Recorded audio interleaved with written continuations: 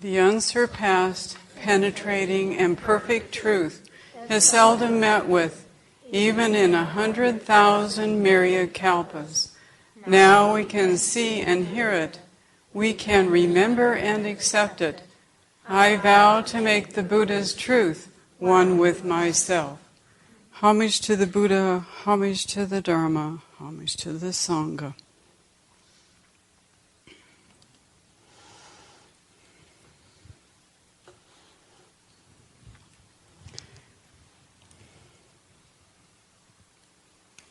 So today I'm going to give you two stories about expanded views. And I find that how that comes about is our power, the power of being willing to give ourselves wholeheartedly to the moment, whatever that moment may be. And I have two illustrations that may help us all in our life, hopefully, have certainly helped me in studying this. The first story, well, both of these stories are about experiences that have proved helpful to people. And I want to say that experiences, spiritual experiences, do happen, and they do happen often, but they don't happen that often. And there's nothing we can do about them. They happen or they don't. You can't control that. But they do happen. So I wanted to talk about two of these stories or experiences that I found to share with you. And these are all grounded in everyday life. This is not anything that is way out. I think all of us can connect with it and find it tangible situations. The first story comes from Reverend Master Jiyu, our abbess who founded the Abbey. While she was living as a monk at Sojoji in Japan. And as most of you know, she wrote a diary, The Wild White Goose. The part of her diary I'm going to present is as follows.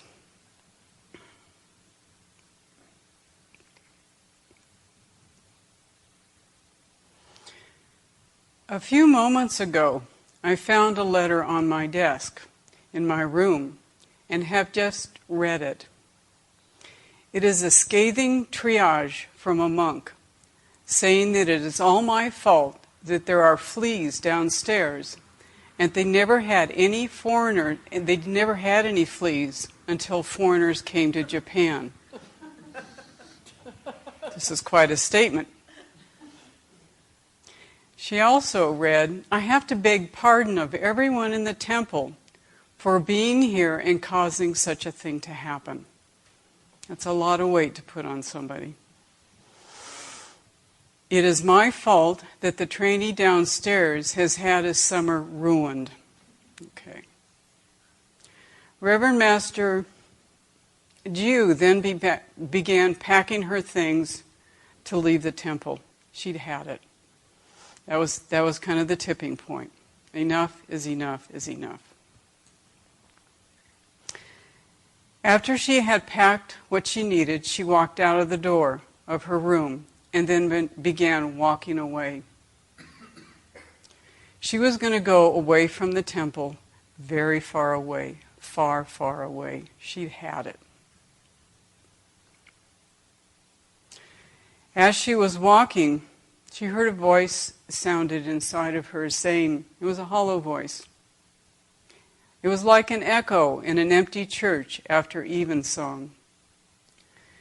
The echo became louder and louder. Sitting still and hard as iron, anchored. The echo, soft, clear. You could be wrong. You could be wrong, you know. You could just be wrong.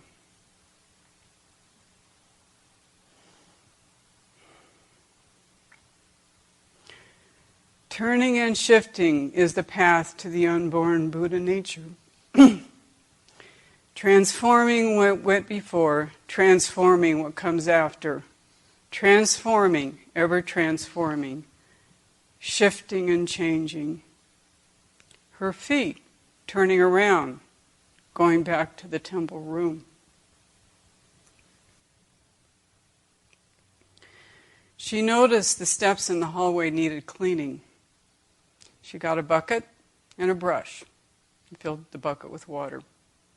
After cleaning the stairs, looking into the bucket of dirt and water, she wrote, "But there was never any dirt, only clean, sparkling water. Abounding with life, fresh, pure. I throw you water over my unclean body. It is unclean. It must be put in order, for the Lord of the house is coming." The Lord of the house is here. He never went away, was never gone.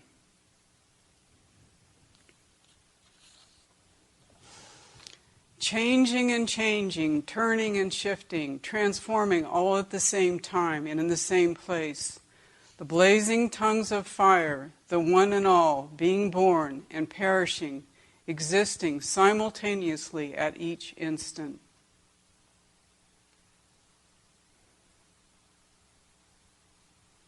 After a while, a monk came to her and said, "You must come to the Buddha Hall. It's Bodhidharma Day. We must go there." So they went to the Bodhidharma Hall and did the ceremony that was asked of her. And then, doing what needs to be done, next step, next step. She was asked to go out and weed the garden. She did that for a couple of hours. Next step, next step. These were the activities of what needed to be done, the whole of it. Next step. The already transformed and the not yet transformed, transform, ever becoming. Her new view became part of who she was, but not something to be held on to, and was certainly a part of what she was, what she is. This view has helped her to build the Abbey. It has given us here at the Abbey a temple to do our Buddhist practice. And I, for one, am deeply, deeply grateful. That's the first story. The second story, which is very different, but has got the same kind of thread. A couple of weeks ago, I was traveling by car to visit a family member. The drive was very long, like 8 or 9 hours one way. I had been driving for a very long time and decided it was time to take a break. I needed to stop driving. I was driving down through down through the South Central Valley on I-5 and needed to turn off to the coast. So I did that.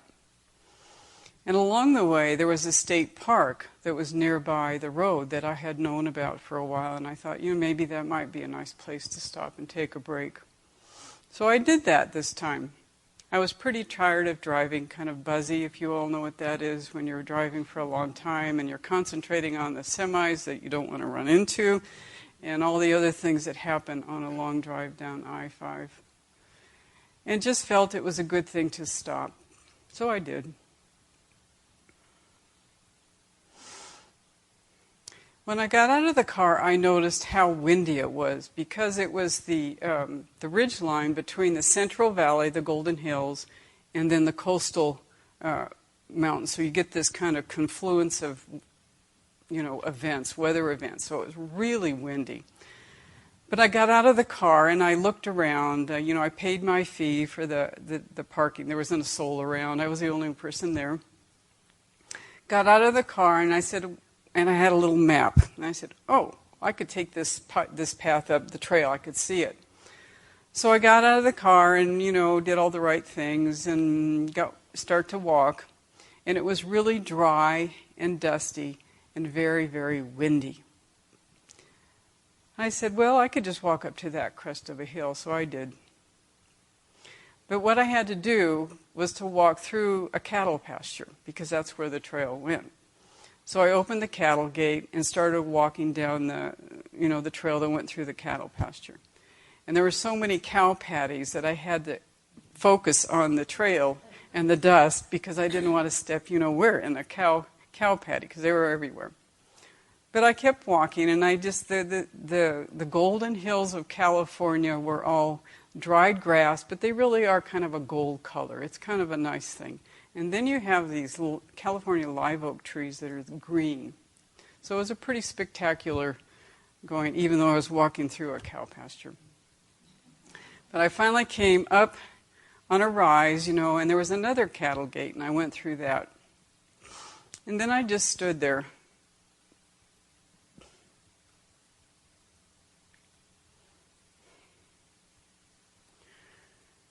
And went, oh, look at this. Excuse me again. Turning and shifting is the path to the unborn Buddha nature. Transforming what went before. Transforming what comes after. Transforming, ever transforming, shifting and changing. As I stand on the hill's crest, the view opens up to expansive golden hills with green live oak trees that goes on and on and on. There wasn't a soul around. I just happened upon this view. There were no more cow patties. There were no cattle. It was just an expansive view of this scenery. And it's windy. The only thing I can hear is the wind going through the grass and in the trees, the leaves on these live oak trees. And I just stand there. There's no traffic. I can't see the trucks and anything like that. I'm just standing there. I look around and I just say, okay, well, now what's next?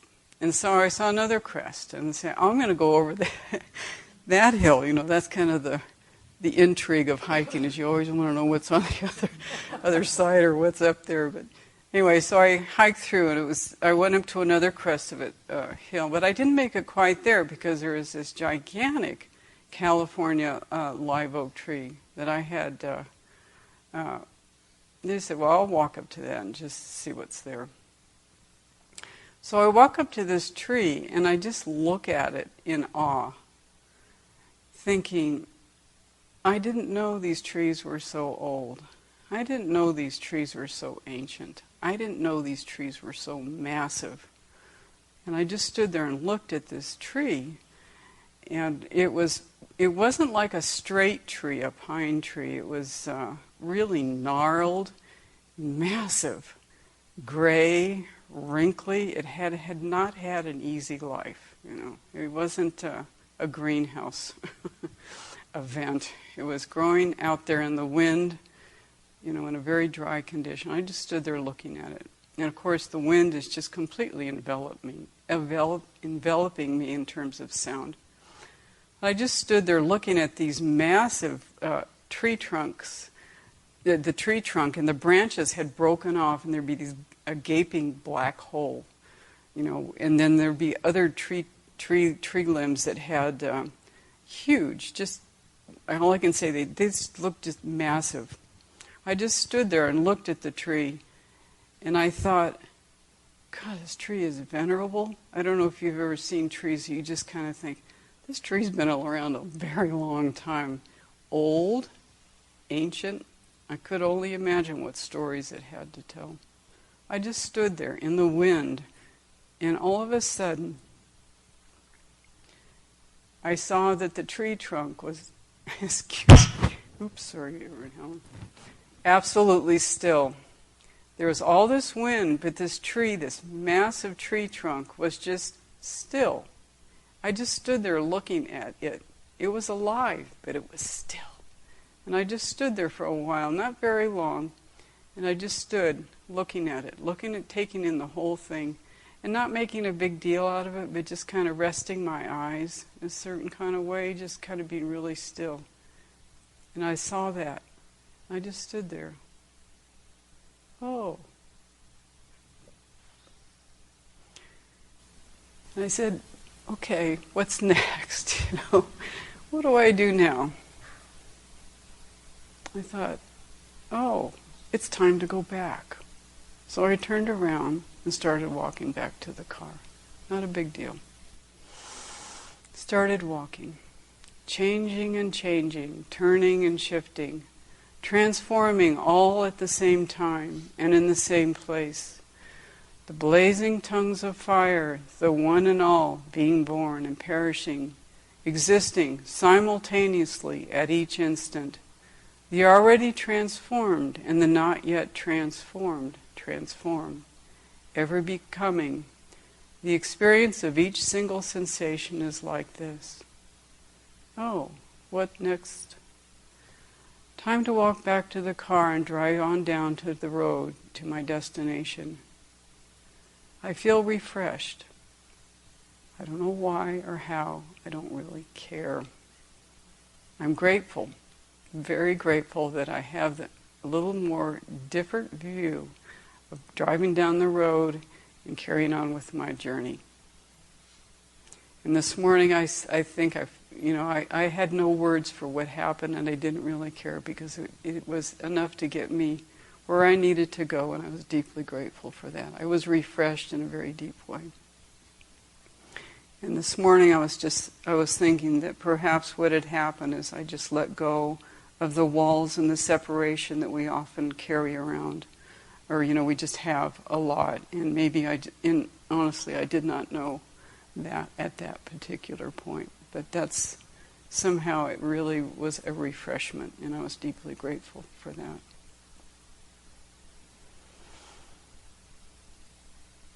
So, what I can say is that being willing to take a next step wholeheartedly can open up into new worlds, new views that are with us all the time, but we don't often know it yet. Homage to the Buddha, homage to the Dharma, homage to the Sangha.